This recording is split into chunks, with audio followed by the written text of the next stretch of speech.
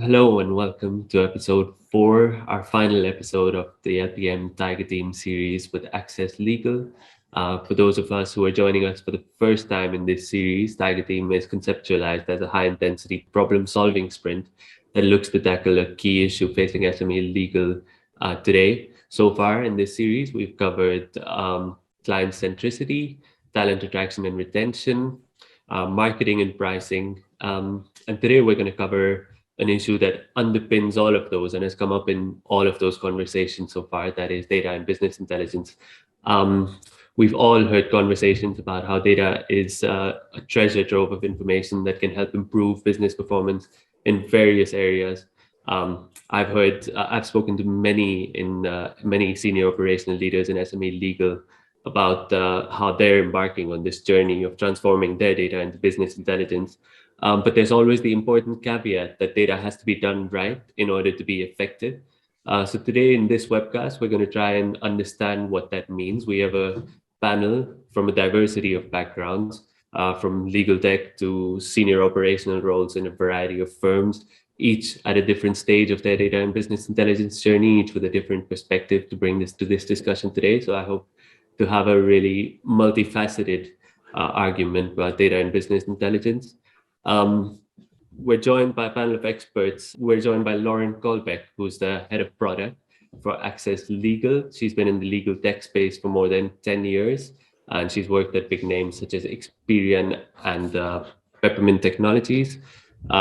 We have Ben Whitchurch, who's practice director at Baker & Partners, a 30-strong specialist litigation and dispute resolution firm based in Jersey. Ben oversees a number of functional areas for his firm, including finance, IT, business development, and HR, among others. Graham Sweeney is the managing partner of Schofield Sweeney, a commercial law firm with more than 160 headcount. Graham has been in the IT world for more than 2 decades and has previously been an IT director of Freeman Clark. James Temple is Chief Operating Officer at Seddons, a 115-strong full-service law firm based in London's West End. James has a background in management consulting and uses 25 years of experience in operations to formulate business and IT strategies for Seddons. And last but not least, we have Sean Stutterford, who's the Chief Operating Officer at Thompson, Smith & Puxon, a 72-strong full-service law firm based in Colchester. Sean is an IT specialist by background, joined TSP over 20 years ago, and has been Chief Operating Officer since 2010. A big thank you to all of you for joining us today and participating in this discussion. We're going to be addressing 2 key areas of the data journey today. One is how can firms focus their data, their objectives from data, and avoid those objectives being clouded by data overload. And the second one is once they have the information, how can they prevent or mitigate behavioral hindrances such as bias and misinterpretation from realizing their full potential, while also bringing enough of a human touch to bring that tacit knowledge and nuance to the numbers. We'll also be leaving more than enough time for all of you to get your questions into our panel today. And a quick note to everyone who's participating that this session is being recorded. Right, without much further ado, before I kick off, I just wanted to hand over to our session partner today, Lauren Colbeck, to say a few words of introduction. Hello, everyone. Thanks, Aftab. Really excited to be part of this conversation today. I think in the series, we've covered a number of topics, and I think this is a really key one because we know that for any business, being able to harness the power of the data that you have is really quite important in being able to kind of move the needle on everything from business profitability to employee engagement and client satisfaction. And there's lots of data out there, but there's more to it than the data itself. It's around the tools, the processes for capturing it, keeping it high quality, maintenance, analysis, the list goes on. So really looking forward to getting into the conversation about some of those key things today. Thank you, Lauren. And you touched on so many things there that need to be part of this data discussion. But if we can just take a step back and start off, I'm going to go around the room with basically how do you begin your data journey? What is your objective? Because as Lauren said, there's so much data out there.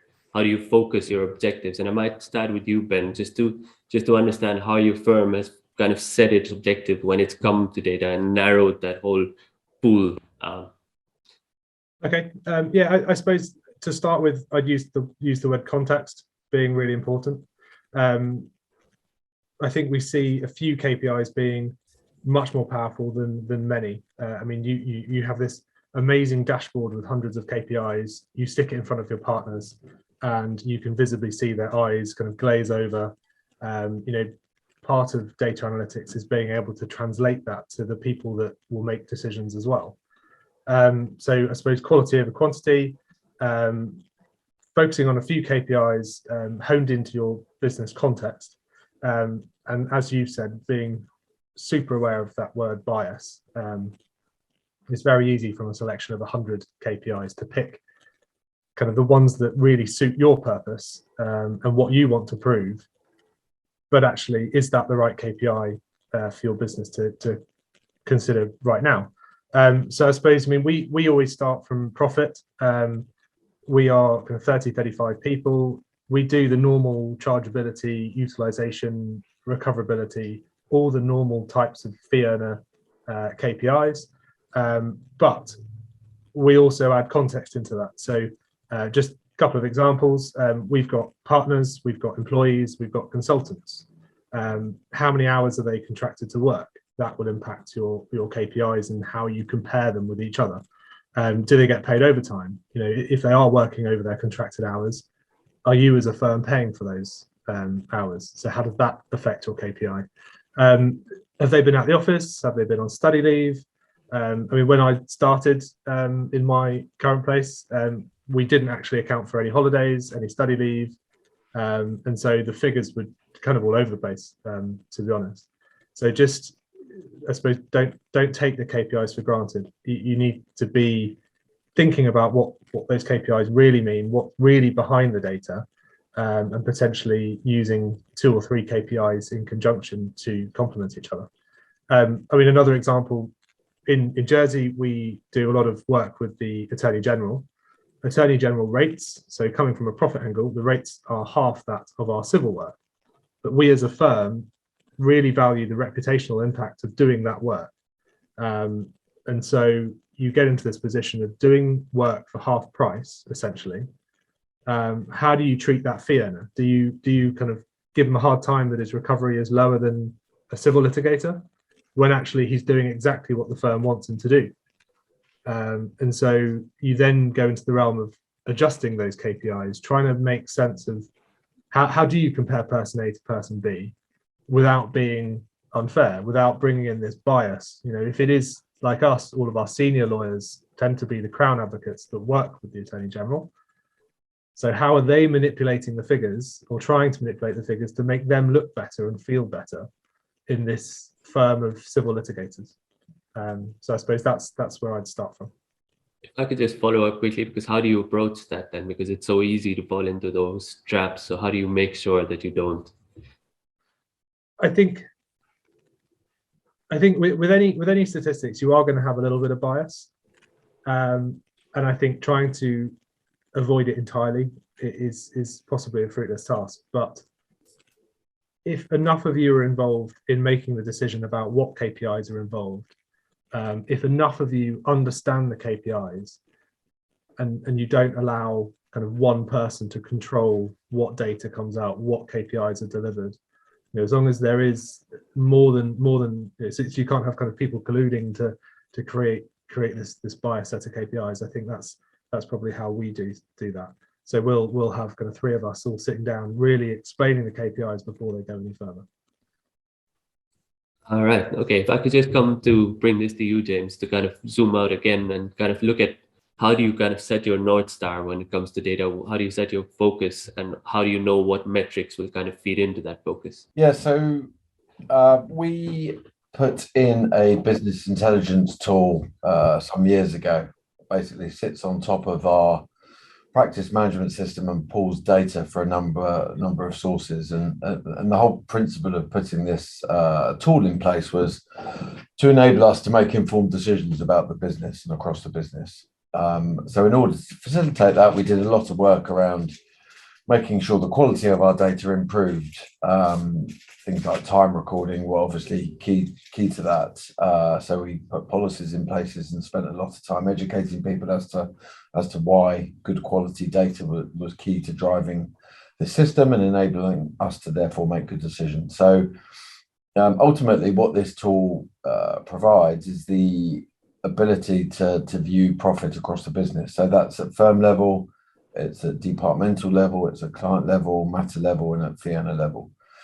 And what that enables us to do is ensure effectively we have the right people doing the right work. So I think historically, before we were enabled to educate and inform people, we had partners that had been in the business for many years, assuming that all the work that they did was profitable, and actually having put in place good data and good systems to provide visibility into profitability, it was quite enlightening, and people were surprised to see some of the work that they're doing wasn't quite as profitable as they thought it was. So that's kind of driving a lot of decision making now about how our teams are resourced. And as I say, we have this concept of the right people doing the right work, and the data and the tools we now have in place enables us to do that. And we're moving to a world where everyone has visibility of that. Everyone is educated around how to use the tools and get the most out of the tools. It's available on their desktops real time anywhere in the world. So it's been quite a transformation in terms of the level of data we have available. The other big thing that we've got going on at the moment, we just announced the last couple of weeks, is we're merging with another firm. So we're going to become a business almost twice the size of almost 200 people. And these tools have been fantastic, enabling us to model what that future world looks like. So model what the joint business looks like, model profitability across our joint departments, and look at the resources within those and make sure that we've got the balance right, and look at any changes we're going to make ahead of the merger actually coming to fruition in October. So and part of what we'll be doing with the new teams is getting them up to speed on the tools that we've got available, and making sure that they're able to use them from the outset. So it's been a journey. It's been as I say, the challenges are really around kind of education, getting people to understand why quality data is so important. But I think once you achieve that, people are more inclined to be more accurate with the data that they're capturing. And you mentioned, I mean, you have this very clear focus of profitability and now visibility, but you mentioned that some of the things that some of the departments that think they're profitable might not be, and certain, data helps you kind of rearrange or reimagine how that works or what actually plays into these profits. Could you give us some details on what metrics have actually come out that really help you focus more on profitability rather than the noise that might suggest that it's profitable? Well, we're pretty formulaic about it now. So we, for every fee earner in our business, we have a fully loaded cost, right? So the cost of that person sitting at their desk with all the resources, shared resources like IT and HR and marketing, their apportionment of those costs. So each fee earner has a fully loaded cost. So we share that information with each of the heads of the team, so they know the cost of their team. Once you know that, you build in some profit margin, and that's the targets that we then put in place for those people to deliver in terms of revenue. So having that level of visibility has been hugely informative, and ultimately has changed a lot of the behaviour and the ways that we price our work and how we interact with our clients. I could just follow up one more time about, you mentioned that it's been important to kind of reach a point where everyone understands the value of this data. Can you kind of trace us through that journey? Has that been long? Has it been a challenge to kind of bring people up to that point? It's been the biggest challenge, without a doubt. Yeah, getting people. I mean, it all hinges on accurate time recording and WIP calculations and all that good stuff. So it's getting people to understand the importance. And it took a lot of time and effort. We have a time recording policy in place now that we've implemented across all of our departments. And actually, for the first 6 months, we were at the end of every week emailing every department where there were gaps in the data, chasing people, and over time the behaviour changes, basically because they get upset with me chasing them at the end of every week, and eventually they get bored of that and think, oh, I'll just record the time and get James off my case. So it's pretty relentless, but ultimately you get to where you want to, and over time the behaviour changes, and then you have the data in good shape, and you're in a good position. Thanks for that, James. I'm just going to come to you, Sean, now. I mean, because obviously there's this clear focus that has been said. I mean, Ben and James both touched on the fact that the ultimate goal is profitability, but that might not always be the focus that you set with your data, the goal that you set out with when you start your data journey. I mean, for you, it's been something else. It's been predictability to try and forecast where your business is going to make better decisions. Could you give us a bit of an idea of how you've set that goal? Of course, I think it also depends a little on where you are in your data journey. So sort of our data journey started possibly before others, so sort of 5 to 10 years ago. 10 years ago, we sort of embarked upon this process of moving from the challenges that James just described around the good clients and the fee earners that always thought they were profitability and where you are. So in the main, we have the benefit of looking at nearly a decade's worth of data and being able to use that to predict the future based on patterns of behavior and variables that changed at the time. So in the main, we look at our data to not only see what we have done, because a lot of KPIs are historic looking, hours recorded, it's all past tense, hours recorded, costs that have been billed, utilized time that's gone into the system. They're all things that have happened. But trying to identify those trends going forward is what our challenge currently is at the moment. And also factoring on top of that, really, the more tacit knowledge of what's going on within a team. Where are they within their business life cycle? What are they trying to accomplish in relation to, are they investing? Are they growing? Are they trying to do that hygiene thing of profitability? So over the years, we've been able to utilize nearly a decade's worth of detailed historic KPI data to build models of the different variables within a team, of those different inputs. And we actually have a very simple graph that we can produce for team leaders now, which is shared with teams, about what their next 3 or 4 months performances are going to be based on what has happened in the past 3 or 4 months. So we try to shift our conversations towards the gap that there is between strategic objectives for the team and plans for the team, where they feel they should be, where they are, and what behaviors do we need to drive going forward to change them. And the model that we've built allows us to actually put in different variables around realized rates, utilized rates, staffing levels, expenses, number of secretaries, number of fee earners, different levels of fee earners at different hourly rates. And we can actually build a prediction based on the time that's gone into the system of what that team will look like in 6 months if we, for example, appointed another secretary and 2 more paralegals based on the work that's currently ongoing within the system.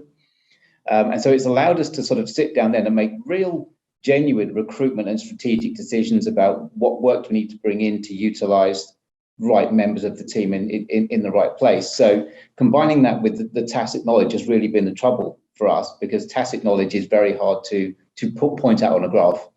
It's what's happening in the business, what's going on within the teams. And we've worked to combine the historic data and patterns with the inputs going into a team to then make better decisions, we hope. And I'll say we hope, because if any of my firm are watching this, they'll say we don't get it right every time, because I don't think anybody does. But we hope to make better decisions going forward with what to do with investment and recruitment. But there is this sort of tacit area of where is that team in a particular life cycle of its journey. You know, is it looking at profitability or productivity? Is it looking at a period of investment and recruitment? Are we investing for skills, or are we investing for time? All of these things are things that we've tried to encompass within this model that we've built of the firm, which allows us to put in variables to predict the future. Suppose, I mean, what would help here, because you mentioned that you started your journey quite early. I mean, it's been quite a few years of having this data, and you have this vast pool of data now. First, I think the first question is that a prerequisite to being more predictive? So is it necessary to have that pool of historic data in order to get more predictive? But also, when you have that pool of data, how do you go about narrowing down to what will actually help you? What are the certain things you can focus on? Because that can be quite overwhelming. Well, to take the second point first, if I may, because it's also picking up, I think, on what Ben was saying about quality over quantity and picking the same KPIs.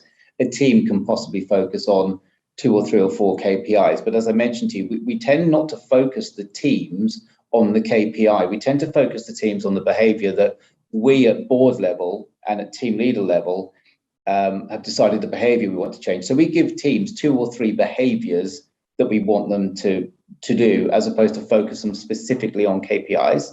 So to take that point, it's slightly different. And in answer to your question about, is it a prerequisite to have a decade's worth of data? No, absolutely not. It's not. It helps us be more accurate, I think, in some of our modeling and our predictions. But I think what we've tended to try to do is even where there have been changes, and we've introduced new work types, for example, where there is no historic data for that work type, we're able to look at those inputs, but broadly translate them into future activities and future gaps between what we're likely to build, what the lockup's going to be, what the lagging factors are going to be. Because profitability is very difficult to judge just based on what you've built.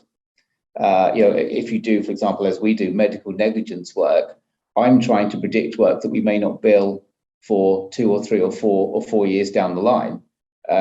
And so that is data that we're looking at today. It doesn't have to have 10 years of data behind it for it to be valuable to predict what's going to happen to the future. So I don't think it has to be a prerequisite. It's definitely helpful. But there's actually plenty of information out there, far cleverer people than I actually out there that have got good KPI tracks and measures and things to look at for predictive future performance. A quick look on Google will answer a lot of those, to be honest. I suppose, I mean, the obvious one last follow-up would be the obvious problem or foreseeable problem is that when you do get predictive, and sometimes you say up to, years in the future, how do you account for, inherent unpredictability, things that might happen that throw that off if you start acting based on those metrics? You mean when people point at me and say I got it wrong? You mean that bit?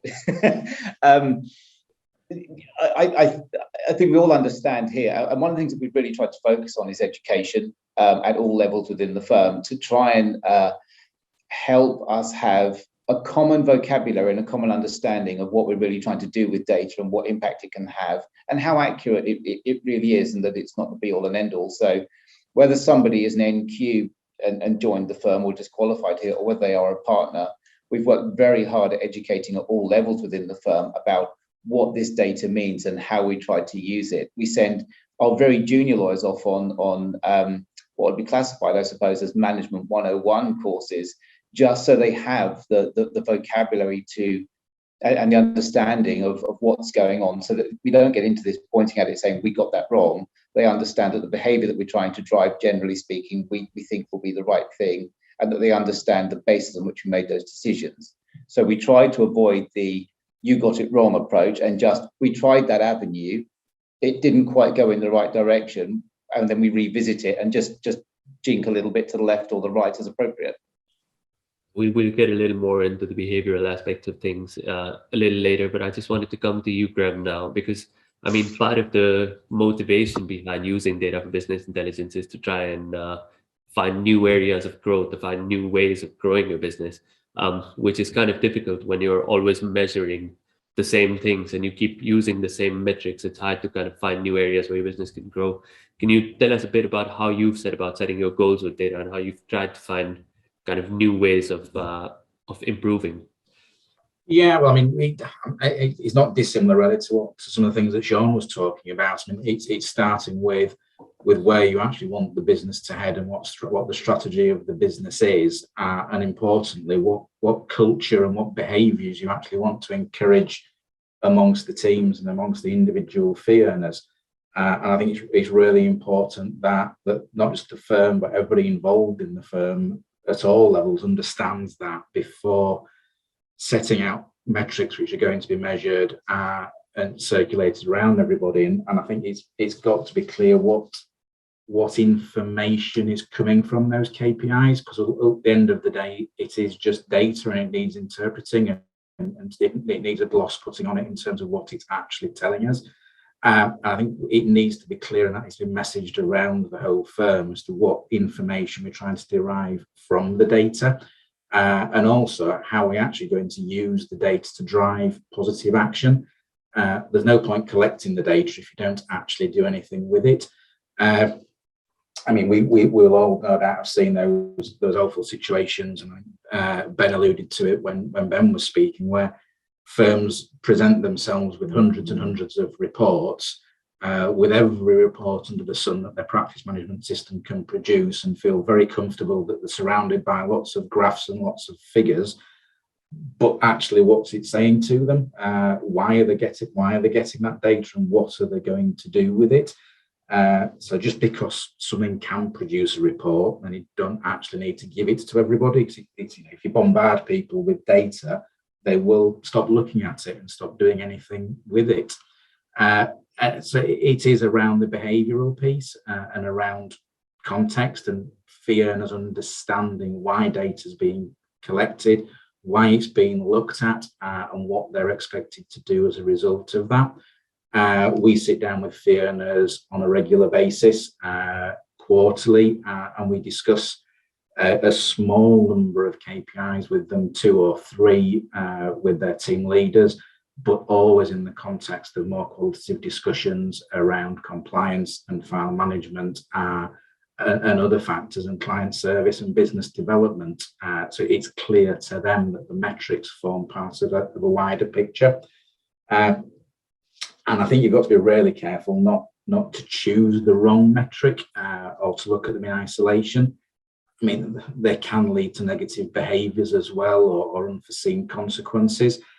I mean, there's been reference made to time recording policies and the like already, and we went through that pain a wee while ago with sitting down with all of the teams and explaining to all the teams what the time recording policy was, so that the data going in was consistent across the practice and could be relied upon, and also to get away from any hint of behaviours where people were looking at time recording reports and thinking that their life was judged entirely on the time that they recorded on a matter, and removing though in our practice we do a lot of cross team working. We're a corporate practice, so property gets involved in jobs, employment team gets involved in jobs, and the last thing that you want are the teams arguing amongst themselves into who's recorded what and who gets what share of a job.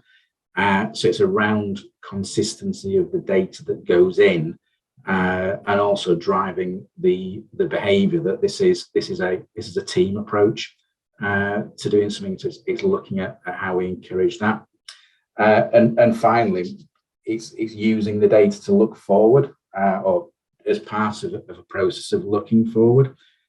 It's, as Sean mentioned, by its nature, quantitative data is historic. It's looking at what has happened in the past, and it's all well and good looking at a job and thinking, well, we've recovered 100% of all of the time we've recorded on that job. Aren't we good? Aren't we being profitable? But if that client never darkens the door again because they feel as though they've been ripped off or the service has been poor, then that job's been profitable. However, you may have lost the client.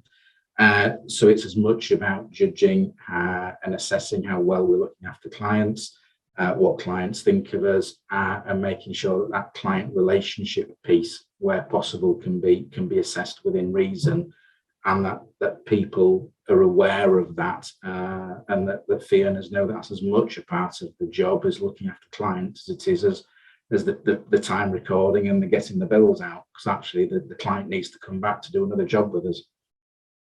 I suppose that's the most challenging aspect then to quantify, because I mean, it's one thing to look at quality versus quantity when it comes to metrics, but there's also a quantitative or qualitative approach to using data. And when you're looking at client experience, how is it that you go about measuring it? Because it's hard to quantify. So how do you incorporate that into your data recording and analysis? It creates a challenge. Client listening, I mean, at some levels, elements of feedback surveys and the like, which we all sort of strive to do, and lawyers sort of usually rail against the prospect of somebody daring to speak to one of their clients and asking if they actually did a good job for them, and also having conversations with the fee earners and getting them to understand what good looks like as far as a client's concerned, so that hopefully when we ask the client, have we done a good job? Was communication good? We can try and garner some metrics back via feedback that actually the customer service element was there and the client service element was actually present, and that lawyers are performing well in that regard, as well as just financially. I mean, I'm sure we've all come across fee earners who may not be the best technical lawyer in the business, but clients love them and will come back to them time and time again. And they're just as valuable as the person who can sit down and churn out the hours and churn out the bills, but has no people skills. And it's making sure that where possible, that is captured. Thank you for that, Graham. If I could just bring this to you, Lauren. I mean, you've heard a lot of these points, quantity versus quality, bringing more qualitative aspects. I mean, Graham left off at a really good point there about client centricity, including more client centricity into your metrics. But could you give us a bit of an overview? I mean, from your perspective, you work with so many firms that have set different data goals. How is it that you can best approach setting a focused goal with your data and sticking to it? Yeah, I think there's no kind of single correct answer for any one firm. And I think that because data will come in so many different formats, you will have that qualitative and quantitative information coming from different sources. And again, depending on where you are in that journey, you might have a lot of historical data, you may not. And I think regardless of where firms are in that journey and what information they have, to me, it's more about stepping back from the data. So not starting with the data, but starting with what are you trying to achieve? What are the questions that you need to answer? What are the goals that you're striving towards? And then going, okay, well, with that question in mind, with that goal in mind, what are the things that will give me an indication of where I am today? And what are the things that I would expect to see as I'm looking to kind of move the dial and move the needle towards a more successful outcome on that particular goal or question? And I think when you start, because I think the challenge is if you start in the data, what do we have today? What's it telling us? You miss an opportunity to identify other sources of information you may wish to capture that may also show you whether something is going in the direction that you want it to, or even just miss opportunities of information you have that you didn't realize might start to show you some of those patterns or some of that movement that you'd like to see. So yeah, I think really it's about stepping back from the information, starting with a clear objective, aligned to your business strategy, aligned to what you're trying to achieve, and then working towards the information to understand what you have and what you need to kind of see how that's traveling. Okay, thanks for that, Lauren. I'm just going to move on to the second phase of our discussion here, which is really delving deeper into some of these behavioral challenges that come, because I mean, you can collect all the data, you can collect all the right data, you can have the metrics in front of you. As James said, you can push people to actually adopt certain behaviors, but how is it that you make sure that you realize the potential of this data? But before we move on to that phase of the discussion, I just want to remind everyone who's listening in that you can use the Q&A function to pose any questions to our panel, and I'll come around to as many as possible. For the second phase, I just want to come back to you, James, because you said, I mean, you do get people, I mean, you incessant chasing gets people to a certain point. You get them to realize the value of data, but how do you make sure that once they have the data, once your firm has the data, and you have this goal of profitability, how do you make sure that they're using that in the right ways, that just empowering them to use it as they please, or do you have a set structure to how you do that? Yeah, so we are trying to move into a world now where we put the power in the department's hands. So informed with the right information and having good practices in place that ensures we have that information that's accurate and current and up to date. We'd like to move to a world where we empower the departments to make their own choices. So it's really moving to a world where traditionally we've had fee earners that have revenue targets that and other KPIs that they're tasked with delivering each year.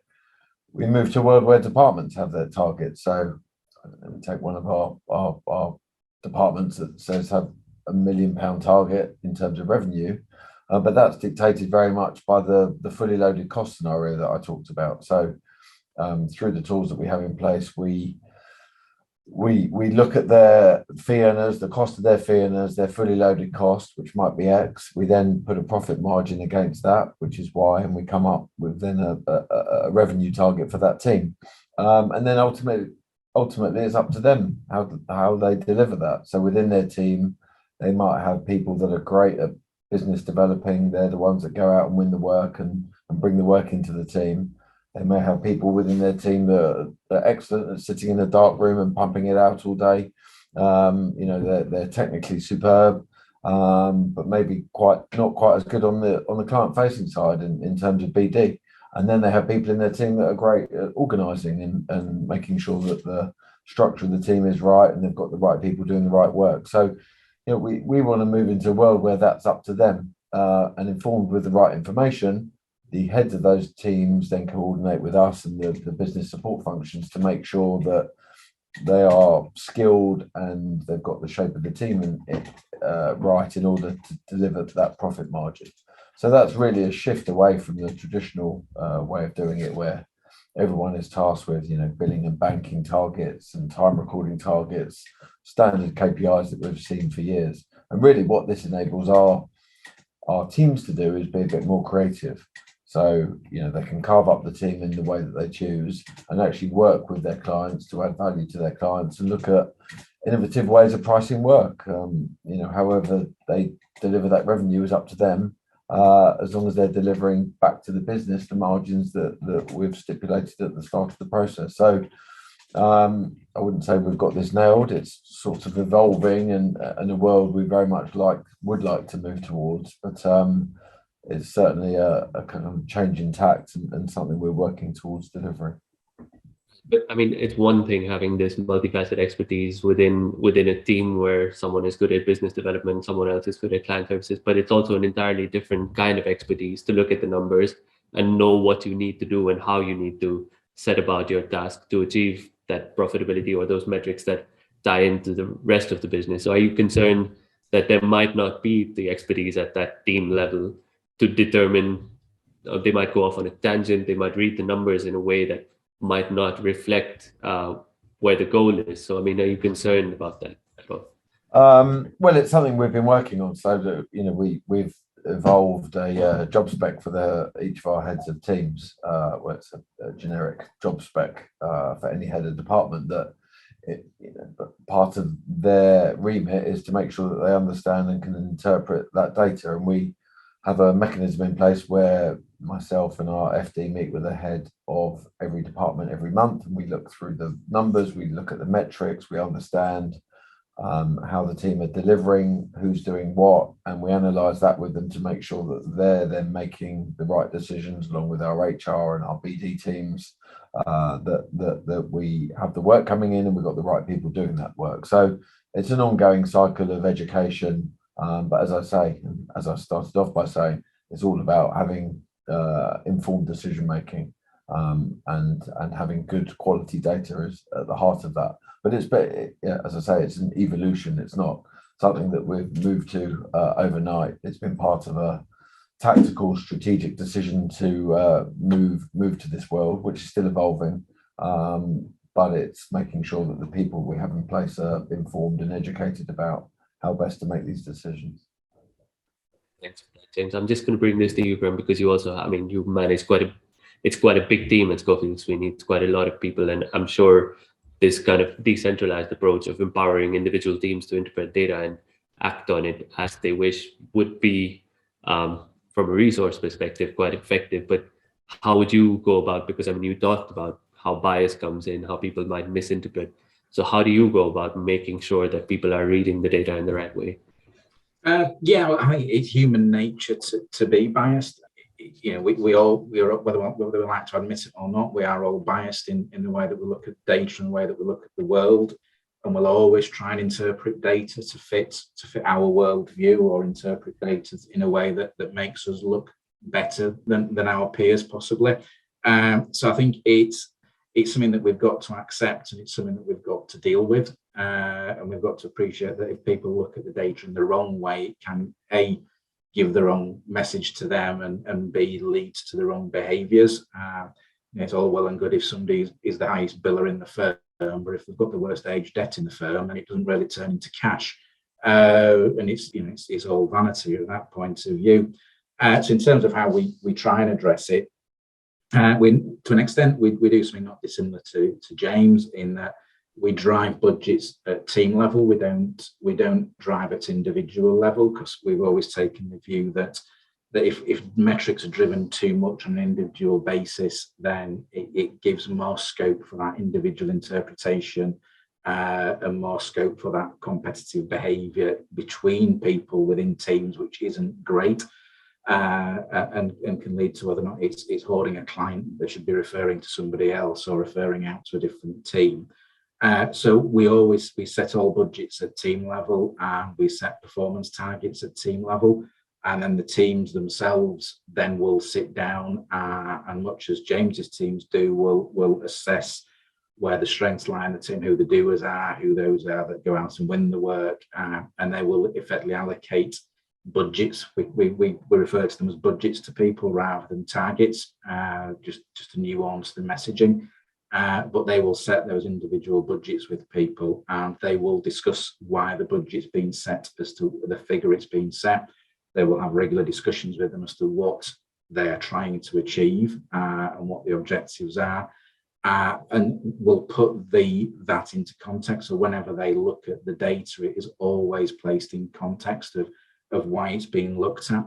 And to that extent, we use a limited number of metrics, so a balanced scorecard, for want of a better phrase, in terms of where we want people, and there's no emphasis given to one metric over another. So we try and rotate through them so people understand that it's part of a bigger picture, and always push that it's a collective performance that we're really interested in. We're really interested in at the team level of what the team is doing, and that the individuals contribute to that team performance. At the end of the day, there are conversations with team leaders and heads of department that ultimately they need the right people doing the right work, and they will look at utilisation and look at work levels within the team. But I think it's around consistent messaging as to why metrics are being looked at, the information that we're deriving from the metrics, and constantly reinforcing that with fee earners and making it clear what are the important metrics to the firm, so they can't just go off and find a report somewhere in the practice management system that supports their worldview that they think they should be judged by for whatever reason, usually because that's a metric that was driven at their previous firm and was always a KPI that was trotted out whenever it came to pay reviews or whatever.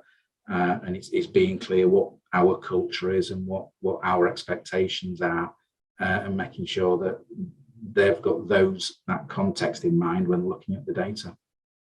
It sounds like, I mean, there's a lot of, from both sides, James and you, that there's a lot of input from both levels, which is the team level where they do a lot of on their own, but there's also a lot of input from you to make sure that they're on track and have the firm-wide objectives in mind. But I just want to see what the balance is at the moment. How much do you really have to keep things on track, and how do you get to a point where you don't, when do you envision getting to a point where you don't have to be so much in control of this? I think at an individual level, it's the teams then deal with the individuals, and from a management perspective, it's very much led the messaging going down to the partner group, and leaving for the partners for the messaging to go down to the individuals, and just keeping a check on that is being consistent and it's not being misinterpreted, and that we're all singing for the same hymn sheet, for want of a better phrase, in terms of why we're doing things, and I think that's. To that extent, it's probably not a dissimilar approach to the one that James is adopting.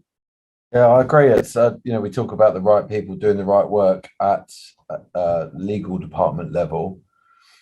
We do a lot of work liaising and working with our heads of departments to make sure that they're making good decisions.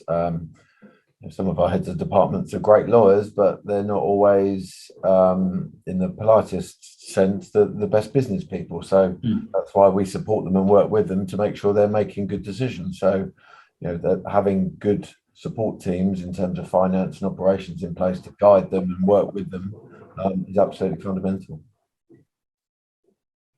Right, if I could just bring this conversation to you now, Sean, because I mean, there's obviously this, we're trying to find the balancing act between letting the data speak for itself and finding a narrative that works for your firm.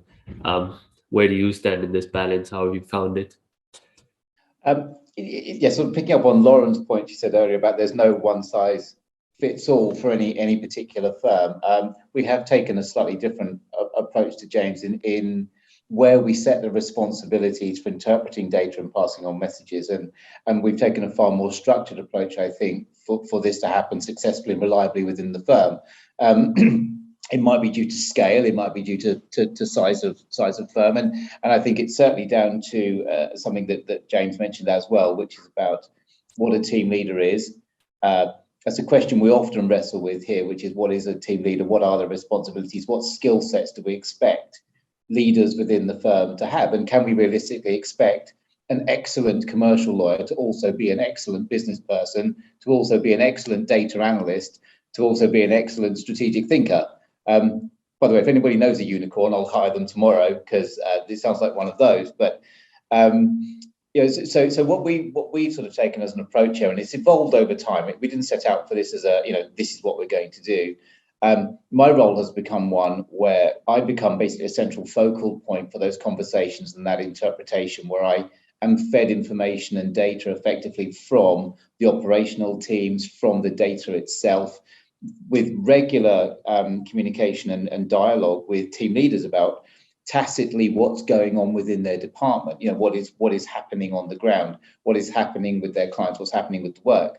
And then through those conversations, it's my role then to help or coach, if I can describe it as that, coach team leaders to be making the right decisions. I think we've acknowledged here that in the same way that within a fee earning team, it's the right job for the right person.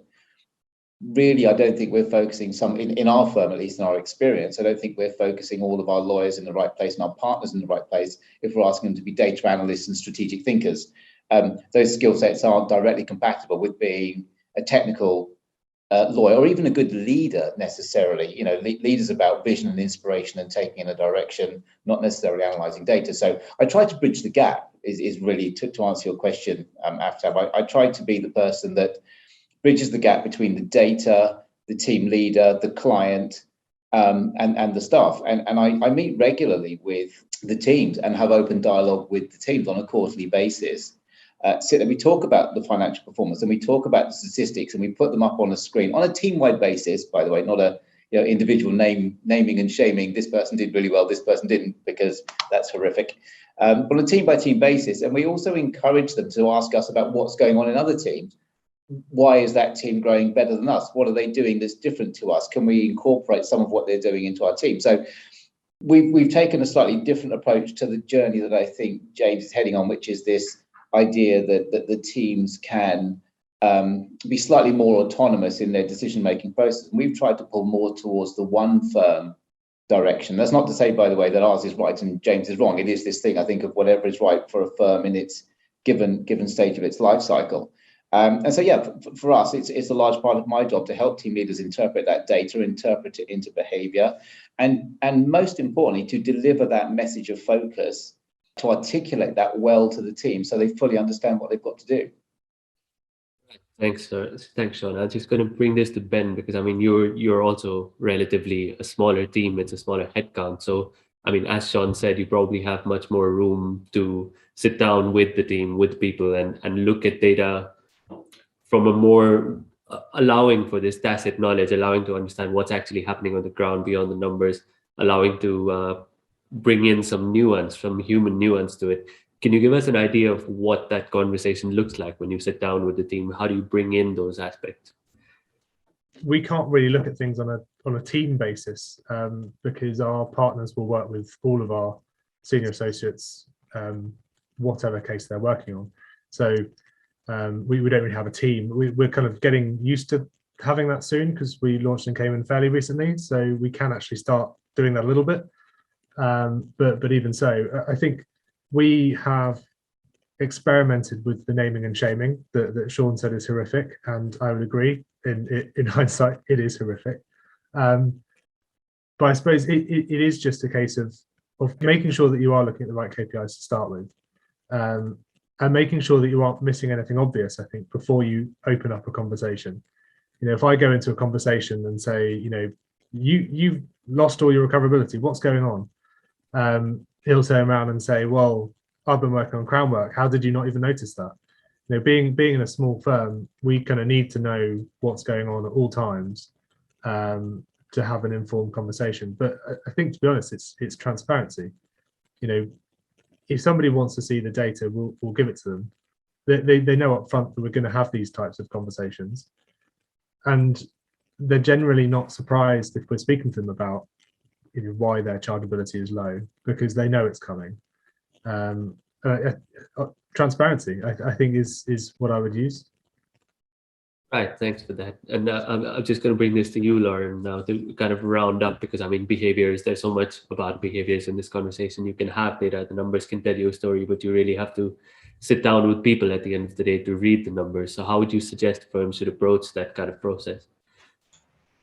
I think it kind of plays to a couple of the themes that others have mentioned over the course of the conversation. It's I think having that clear goal and understanding of what's going to be measured and what those performance indicators are going to be, making sure everyone understands what those are and why, and then getting some of that buy-in to ensure that the data is actually there and that there's quality. So there's a lot of behaviors around getting people bought into ensuring that they're driving the ability to capture and measure this information. And that's often one of the harder things to get into place. So I think there's a number of things that can be done in investigating that. It's getting that buy-in, helping people to understand why you're looking at these things, what they mean for them, having that transparency, identifying where those gaps may be, where bias may lie, having processes as simple as possible too. So leveraging technology so that you don't have to enter information into 2 or 3 different systems, which also helps with the quality element. So where things can be automated, made simpler for users to ensure that the data is there, that's really beneficial too, and being able to build up that picture and being able to interpret that information for those measures. So yeah, it's really about clear ownership, accountability, and buy-in really as well. Thank you for that. And thank you all. I mean, we have about 5 minutes left for this session. So, I mean, there's still time to get some questions in for anyone who's listening. But while we wait for that, I'm just going to go around the room for kind of closing statements of sorts, if anyone wants to respond to anything anyone else has said. But I'm also going to set the context by saying that if we were to get on a lighter note, if we were to give you a magic wand that could help you solve any problem on this data to business intelligence journey, what would you do with it? And I'm going to start with Ben. Go ahead. Magic wand. I suppose for everyone to inherently know what their recovery statistics are, without the need to actually try and get the data and without the need to time record. If people kind of knew the data inherently, I think that would be me. Thanks for that. Graham, how about you? I think if we could get everybody consistently entering data, we have gone down the path of only having to put it in one place at one point, but still getting people to actually enter the data and have it consistent across the teams would be fantastic, particularly when people expect to get information out and then not always put data in. Right. I think that's a really good point. I think, James, I'd like you to respond also to that point, which is, I mean, how do you ensure you also manage a pretty big team? How do you ensure that data recording and data entry there's cleanliness in that process, but also, and then follow up with your magic wand statement? That'd be great. I think the two of the completely interlinked. I agree with Graham. By the 100 areas, I'd put one on each Fiona's shoulder to make sure that they enter data perfectly all day, every day. That's not just across time recording, it's across our CRM systems, it's across everything we do. Fiona's are great at doing their work and not doing some of the admin stuff. So for me, that's the biggest theme, is just to get that quality of data where we need it, because that informs the decisions we make. Good point. We have a couple of minutes. Can I just follow up with that? How do you ensure that administrative or that data recording side of it doesn't take up too much of their time? Because obviously they're not happy with it, and it can be quite a burden. So how do you make sure that that's not too much of a burden? Yeah, by making it as easy as possible. There are some great tools out there that actually proactively capture time and look at Fiona behavior and predict time. So there are some really neat tools out there that help with that. And making it as painless as possible. There, lots of this stuff is now available on mobiles. coming back from a client meeting, sitting in a cab or on the train, you can record the time from the meeting on your phone. So it's just making those interactions with the time recording system as painless and as simple and as predictive as possible. So that we're doing some work around that at the moment as well. Right, John, I'm also going to pose the same kind of question to you about this whole data entry and cleanliness aspect, but also give you the floor for your magic wand. I waved my magic wand to make IT work when I wanted it to. I think for me, I would, I have to agree with everything everybody else has said. All of those are all completely valid. And without those things, the thing that I'm going to say doesn't matter. So assuming that there's good data going in, it would be really, if I could wave a magic wand, it would be to equip our leaders within the firm. That's not just team leaders, that's leaders everywhere. With the ability to interpret the knowledge and make good decisions going forward. Understanding really what that data means, how to interpret it and how to make it into behavior. So it would be just having that ability for all our leaders to send and deliver the right focused messages to the team themselves. I suppose I'm asking to use my magic wand to make my unicorn, aren't I? That's what I'm trying to do. But yeah, that's basically what I would do. Right, well, thank you all. I'm going to come to you, Lauren, lastly, to wrap up as our session partner. What would you do if you were given a magic wand? Is it too easy just to say I'd have a crystal ball to get all the answers that we needed to these questions? But I think in the absence of that, just being able to have your data totally standardized, aligned, clean, accurate, consistent, so that the answers do come a little bit more easily in the absence of that crystal ball. I think that's probably what I'd do with the magic wand. Right. So, well, I mean, there's so many challenges we've discussed, but at the end of the day, it does boil down to actual data recording and making sure that data is being recorded cleanly, accurately, and rigorously. It's a good note to end on. Thank you very much, everyone, for joining us, to the panelists, Ben, Graham, Lauren, Sean, and James, and also everyone who listened in. It's been a pleasure. Thank you very much.